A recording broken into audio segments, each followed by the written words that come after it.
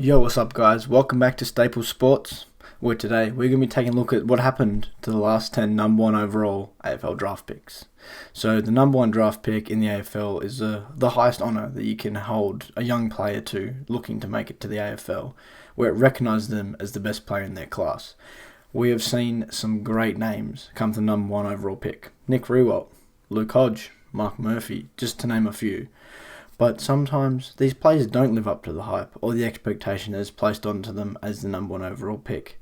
So without further ado, today we're going to look at the last 10 number one overall picks in the AFL Draft and how their careers have actually turned out. So first we're going to jump all the way back to 2011, where the GWS Giants selected Jonathan Patton, a forward from the Eastern Rangers, with their first overall pick.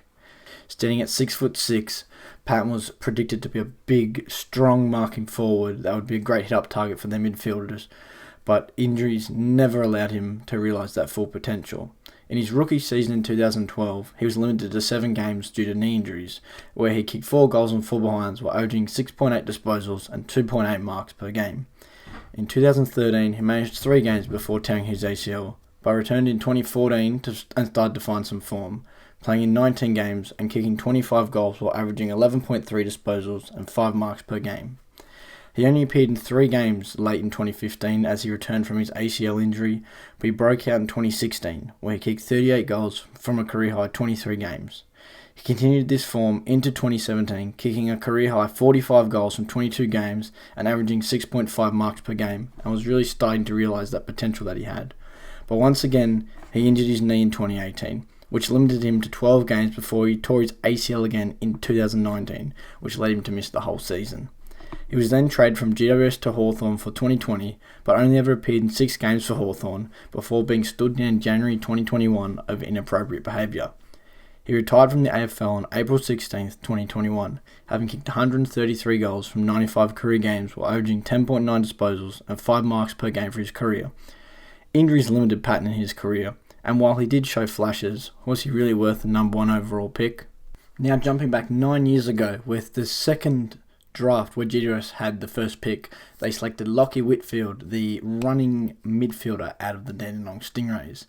So starting his career as the midfielder he was drafted to be, Whitfield received a Rising Star nomination in his first season, where he averaged 17.5 disposals, 5.4 marks and 2.2 tackles from 19 games, while also kicking 8 goals. Whitfield continued to improve every season, despite being suspended for 6 months in 2016 after attempting to evade drug testing when he was found to be taking illicit drugs. He returned from this to have another career-best season in 2017, where he averaged 24 disposals, 6.1 marks and 3.3 tackles while kicking 10 goals from 18 games. After signing a contract extension at the end of 2017, injuries led Whitfield to move to a running half-back role, where he played the best footy of his career. He averaged 26.8 disposals, 6.7 marks and 3.2 tackles from 24 games, and his form rewarded him with 16 Brownlow votes, his first All-Australian jumper, and his first Kevin Sheedy medal as the Giants' best and fairest. Whitfield has continued his excellent form over the 2019 and 2020 seasons, earning himself another Kevin Sheedy medal in 2020 and a huge 7-year contract extension, making him well worth the number one overall pick. For the third draft in a row where the Giants held the number one overall pick, they selected Tom Boyd, key forward from Eastern Rangers with a very similar build to that of Jonathan Patton, and like Patton, Boyd struggled with injuries. He appeared in 9 games his rookie season, kicking 8 goals and averaging 6.1 disposals and 2.6 marks a game. But in a shock turn of events after this season, he requested a trade to the Western Bulldogs, and this was accepted when he was sent to the Bulldogs in return for former captain Ryan Griffin and pick number 6 in the upcoming draft. Injuries limited Boyd to 52 games over his 4 seasons with the Bulldogs, where he was never really the dominant forward that he was envisioned to be when he was drafted. He showed his potential during the 2016 finals, where he helped the Bulldogs win the premiership, and his performance in the grand final was just a glimpse of what he could be, as he kicked 3 goals and had 6 marks to finish third in the Norm Smith medal voting. Dropping the ball, Boyd took the advantage and played on from inside the centre square. Boyd's kicked a goal. Boyd's kicked a goal from inside the centre. Fuck! I can't believe that. After injuries and mental health issues kept Boyd out for the start of the 2019 season, he announced his retirement at just 23 years old, having never lived up to that first overall potential. In the 2014 draft, St Kilda had the first overall pick, where they selected Paddy McCartan, a big-bodied full forward from the Geelong Falcons with a similar build to that of Boyd and Patton, who were drafted before him, and like them, injuries really derailed what could have been a good career. He only appeared in 5 games his rookie season and 35 overall during his 5 years with the Saints, and kicked 34 career goals. Due to repeated concussion issues, McCartan was delisted by St Kilda at the end of 2019 to allow him to resolve his concussion issues, with the option to him being redrafted by the Saints as an open possibility. As of 2021, he is a part of the Sydney Swans VFL team and has nominated for the 2021 mid-season draft as the eyes return to top-level football, so keep an eye out at the mid-season draft this year. We may see his return to the AFL. Jumping ahead to 2015, Carlton selected Jacob Weitering, key defender from the Dandenong Stingrays. Known for his contested ball-winning abilities, Weitering has been a consistent defender for a struggling Carlton team. Averaging over 13 disposals and 5 marks per game for his career, Weitering has been selected as part of the AFL's 22 under-22 team, which is the best 22 players under the age of 22 in the AFL, 3 times, and has won the John Nichols Medal in 2020 as Carlton's best and fairest.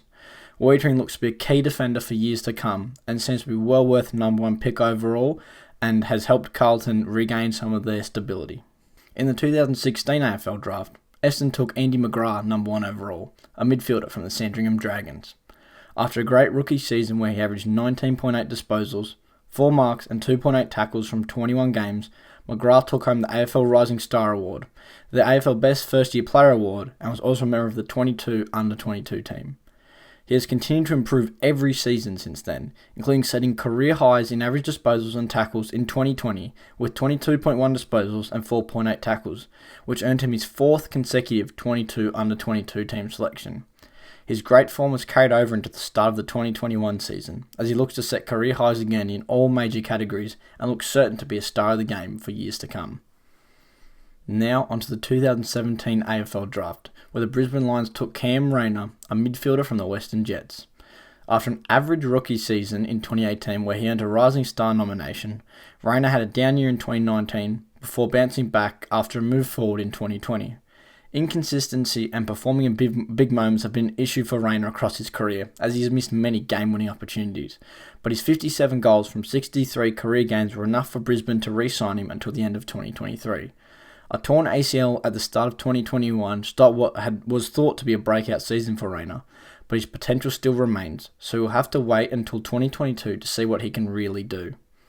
In the 2018 draft, Carlton selected Sam Walsh, a midfielder from the Geelong Falcons, and this kid has been nothing short of a star.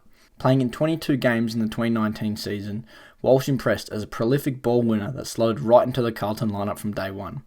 After averaging 25.2 disposals, 5.1 marks and 3.1 tackles his rookie year, Walsh was given the AFL Rising Star Award, Best First Year Player Award, and a spot in the 22 under 22 team. Sam continued this great form into 2020 and was awarded once again as he claimed AFL Mark of the Year, AFL Best Young Player, and another spot in the 22 under 22 team. He looks set to become one of the AFL's best midfielders for years to come, and after just 2 years, he's already lived up to his draft spot. In 2019, the Gold Coast Suns selected Matt Roll, a midfielder from the Oakley Chargers. An instant fan favourite, someone that all you guys love, Matt Roll burst out of the blocks in his rookie season. In his first 5 games, he averaged 17.4 disposals and 5.2 tackles and kicked 6 goals, earning a Rising Star nomination in round 2, while racking up 9 out of possible 15 Brownlow votes, putting him in contention for the Brownlow, which is almost unheard of for a rookie. An unfortunate shoulder injury ended Rowell's rookie season, but from the small sample size we have, he looks to be a future star if he can stay healthy, as another knee injury has interrupted his 2021 season, but he certainly looks the part to being a number 1 overall pick. And to wrap this up with our 10th number 1 overall selection, the Western Bulldogs select Jamara Ugle-Hagan, forward from their Next Generation Academy. While he is yet to make his debut, Jamara Ugle-Hagan has shown his potential in VFL matches for the Bulldogs, where he's averaged 10 disposals and over 2 goals a game before suffering a head knock in their round 4 clash. So keep an eye on him for when he makes his debut this season, because when he does, he has the potential to be a game-changing player with his big size and huge kicking ability. overall, out of the last 10 number 1 overall draft picks, 3 have not lived up to their potential. 2 we haven't really seen enough of yet to make a judgment on whether they're going to be a star or not. And 5 of them look to be great players for the teams that selected them. While every number 1 overall pick doesn't work out, there are certainly some great hits to be found there. And we've seen that midfielders seem to be the ones that provide the most value, with tall forwards often being limited to injuries, as seen by Paddy McCartan, Tom Boyd, and Jonathan Patton. So anyway, guys, hope you did enjoy this video. So make sure you like, comment, and subscribe. And I'll see you in the next video. Peace out.